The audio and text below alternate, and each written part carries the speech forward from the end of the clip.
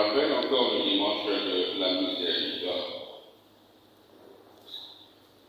Le dimanche de la réconciliation. C'est la raison pour laquelle, profitant de cette problématique, nous allons donc donner un thème à notre méditation aujourd'hui. Un thème que nous rencontrons souvent à la catéchèse et même dans notre vie quotidienne et à l'Église.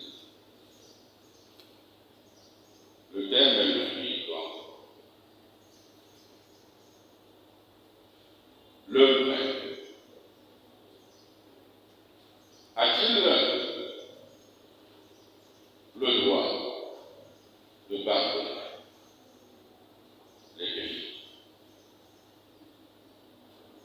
Le prêtre a-t-il ce droit de confesser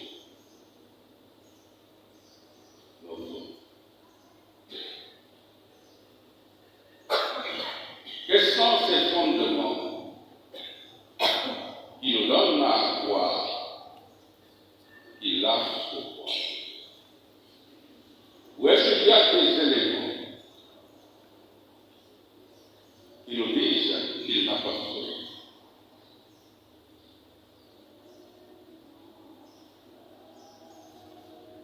Puisque dans le texte de l'Évangile qui a été proposé à notre méditation, nous parle de la réconciliation, du sacrement de réconciliation à la confession. Entrant dans les textes, après la mort de Jésus, le soir du premier jour de la semaine, dont nous sommes pour nous sommes le dimanche.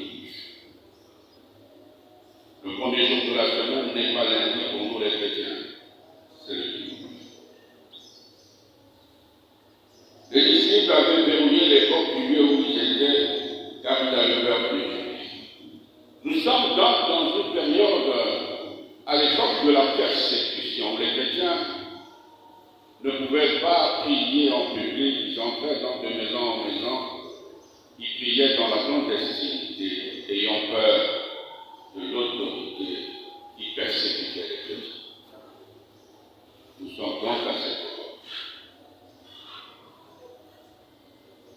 Jésus vint irrité au milieu d'eux, il leur dit, la paix soit avec vous. Comment parler d'une paix avec tout ce que les disciples viennent de vivre? L'arrestation de leur meilleur ami, le Christ. Sa mort sur la croix. Et comme si ça ne suffisait pas, la pendaison d'un de leurs, c'était quand même un des membres du collège de 12 de Judas. Comment dans ces situations dramatiques parler encore de paix? Mais de quelle personne? Il ne s'agit pas ici de cette paix qui supprime nos épreuves. Il s'agit de cette paix que nous ressentons, même dans les moments les plus difficiles, les plus douloureux de notre vie. Après cette parole, il leur montra ses mains et son côté. Les disciples furent remplis de joie en voyant le Seigneur. Il leur dit de nouveau, la paix soit avec vous. Cet évangile donc nous donne deux manifestations du Seigneur ressuscité, du Christ ressuscité, mais en intervalle de 8 jours, pour nous dire que c'est dans nos rencontres hebdomadaires que le Christ apparaît. Et donc nous ne devons pas faire partie de ceux-là qui pensent que la véritable relation avec Dieu, c'est cette relation interpersonnelle. La véritable relation, c'est cette relation communautaire. Non pas pour dire que notre intimité personnelle avec Dieu doit être sapée, non. Là où Dieu ou trois se réunissent en mon nom, je suis. Et cette séquence de l'Évangile nous rappelle l'importance de ces rencontres communautaires. Nous avons à crier tous vers le Père. Et ensemble.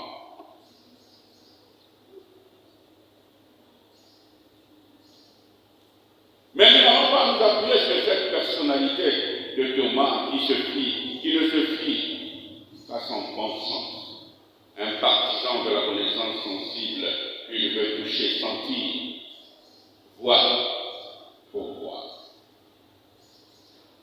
Nous n'allons pas concentrer notre attention sur cette personnalité, cette personne qui en réalité nous représente. Thomas, lorsque je me lis sur son nom, la signification de son nom qui veut dire jumeau, je peux dire c'est vraiment notre jumeau, puisque nous aussi, nous sommes appelés comme lui qui ne voulait pas croire. Nous aussi, nous avons du mal à croire parce que nous ne voyons pas, parce que nous ne percevons pas avec nos cinq sens.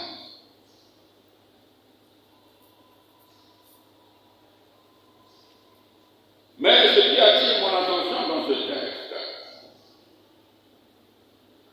c'est la mission que Jésus confie à ses disciples et à nous. Recevez l'Esprit Saint.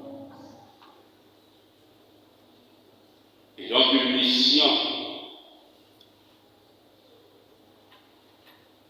que le Seigneur nous donne. Bien sûr qu'il doit avoir comme acteur principal le Parler, l'Esprit Saint. De même que le Père m'a envoyé, moi aussi, je vous envoie. Et il nous envoie pour quoi faire? Pour quelle mission? C'est pour réconcilier les hommes.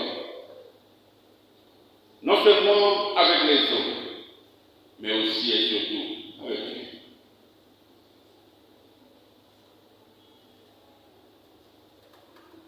Allons donc pour répondre à notre question. Recevez l'Esprit Saint. Tout homme à qui vous remettrez ses péchés, ils lui seront remis. Et tout homme à qui vous maintiendrez ses péchés, ils lui seront maintenus. Ici, nous devons faire attention sur l'interprétation. Quelqu'un peut s'appuyer sur la dernière phrase en disant que Dieu nous a donné le pouvoir même de maintenir nos semblables dans le mal. Mais ici, il s'agit d'une règle de grammaire araméenne. Dans la grammaire araméenne, il y a une règle qui dit qu'on ne peut utiliser deux mots contraires pour affirmer avec vivacité et force la phrase positive. Mais revenons à la question. Est-ce que le prêtre a ce droit de conduire?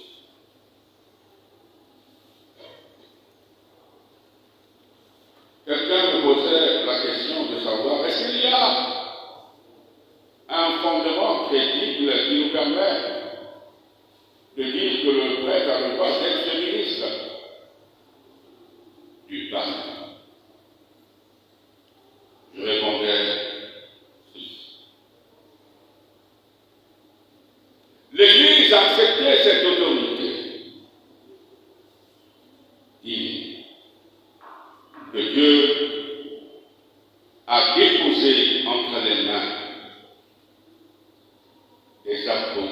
et de leurs légitimes successeurs, les évêques, qui eux, à leur tour, par une délégation, donc, électent le même pouvoir.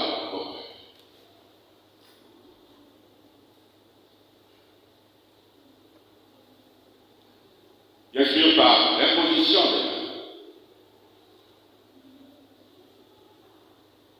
Une autre préoccupation, toujours dans le même sens.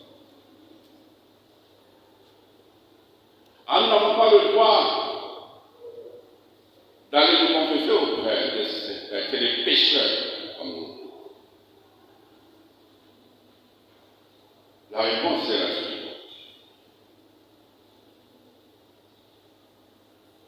Je répondais en lui demandant, est-ce que Dieu n'a pas donné ce pouvoir aux apôtres? Ah oui, mon père. Mais ce qui fait que les apôtres, c'est les pécheurs. Ah, là, la personne en dit. Pierre, les apôtres, je les considère comme la moyenne de l'humanité, ceux-là qui nous représentent. Pierre qui a renié quoi faire. C'était des péchés. Peut-être plus que toi et moi, Dieu a fondé son Église en s'appuyant sur des péchés.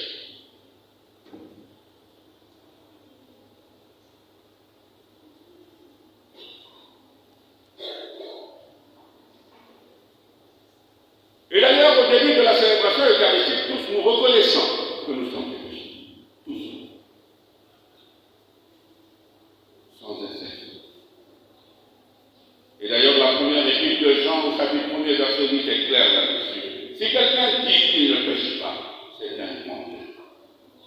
Nous sommes tous des péchés.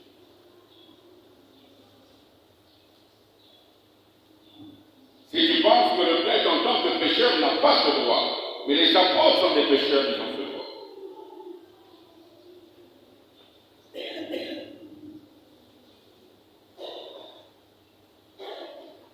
Et peut-être dans l'ossature de la confession, vous êtes surpris peut-être pour ceux qui sont attentifs, lorsque le prêtre dit « Aime-moi », au nom du Père et du Fils, le jour de la confession, je te pardonne. On s'arrête là, parce que quelqu'un peut s'appuyer sur ça, ceux qui réfléchissent. Et moi, je te pardonne. D'ailleurs, le prêtre, lorsqu'il donne l'absolution,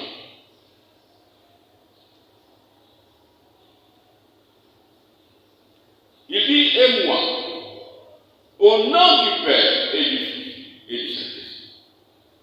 Sinon, il aurait dit, et moi, en mon nom de personne. Si vous écoutez, c'est-à-dire la solution que donne le prêtre, nous donne le jour de la confession. La dernière fois de la solution.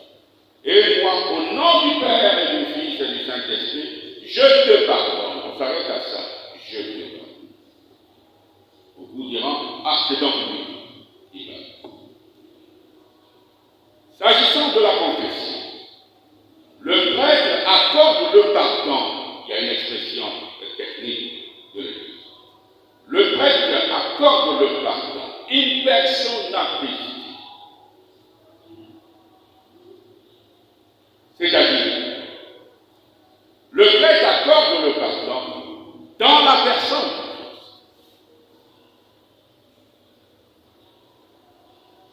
Quand il dit « je te pardonne », ce n'est pas lui. C'est comme le prêtre, lorsqu'il célèbre la messe. Ce n'est pas, il n'agit pas in nomine ecclesiae, mais in persona. C'est-à-dire, lorsque le prêtre célèbre la messe, il agit in persona Christi.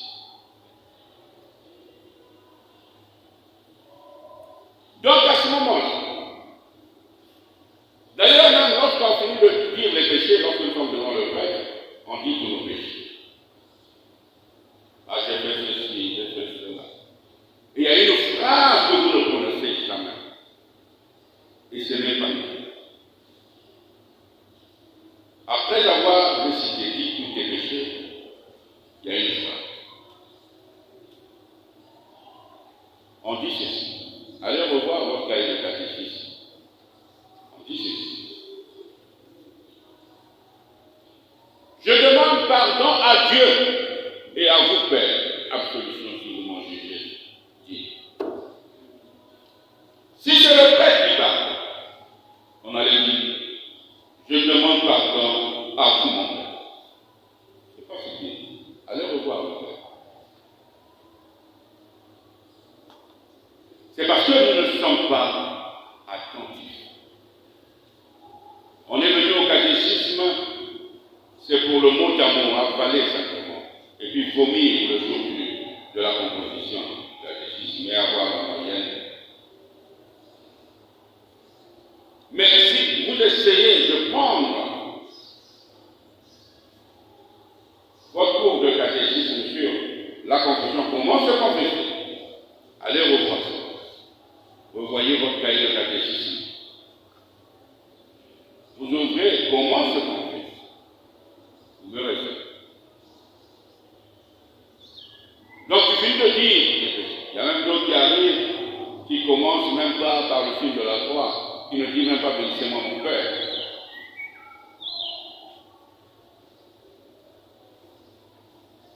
Qui vient, qui s'assoit, à la lumière commence déjà à te balancer ses péchés, et lui s'arrête là. Après avoir dit ses péchés, elle attend. Mais après avoir dit les péchés, il faut dire cette phrase. Je demande pardon à Dieu et à vous, Père. Absolution si vous m'en jugez. Donc le pardon, c'est le Père qui ne fait que l'absolution, et même l'absolution là, c'est impersonnal. Puisqu'il n'est même pas à l'intérieur.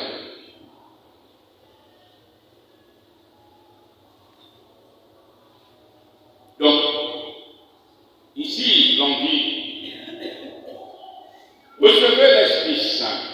Tout homme à qui vous remettrez ce péché. Nous sommes là, c'est la confession, c'est le sacrement de confession. Tout homme à qui vous remettrez ces péchés, ils seront remis. Et tout homme à qui vous maintiendrez ces péchés, ils seront remis. Ils seront maintenus. La deuxième phrase, je vous ai expliqué ça, c'est simplement une règle grammaire arabique. Une autre préoccupation. Quelqu'un peut se dire que nous avons contemplé Jésus de l'Évangile. Jésus dans les Évangiles. Il ne faisait pas de confession. Directement, il disait, je te donne. Donc, puisque Jésus n'écoutait pas les confessions, je n'ai pas le droit d'aller devant la réflexion pour le dire mes péchés, puisque Jésus n'écoutait pas les confessions. Pourquoi ils ne peuvent pas faire comme le Christ? La réponse est la suivante.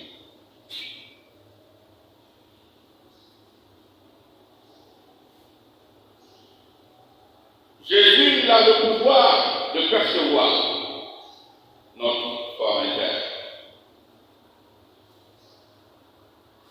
Avant même que tu ne commences à dire il sait.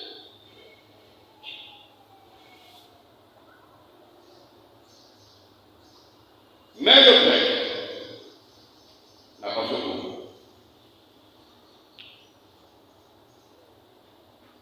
C'est pourquoi il lui faut écouter la personne. Pour l'aider, déjà psychologiquement, la personne, nous avons été créés au niveau psychologique. Quand je parle de psychologie, c'est aussi Dieu. Parce que vous interprétez, nous l'avons dit, on vient à l'état de la connaissance. Mais on va parler comment parler? Au niveau psychologique,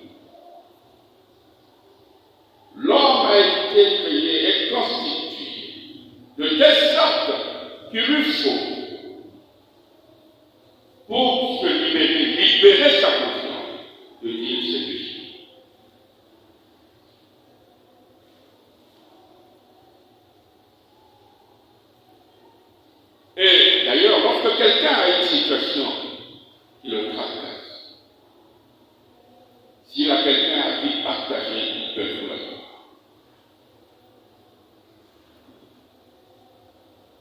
Parce qu'aujourd'hui, nombreux parmi nous ne veulent plus avoir de confidents. Et dans le niveau psychologique, la personne doit dire, le Seigneur, lui, Jésus, il avait ce pouvoir de lire.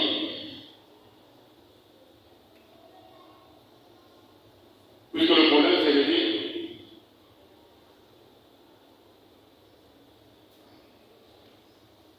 demandons au Seigneur qui nous aide et qui nous aide en toujours, qui nous aide lui-même à continuer à scruter cette écriture dans laquelle il nous rappelle les dispositions nécessaires à prendre pour ce sacrement de réconciliation qui nous réconcilie non seulement avec Dieu,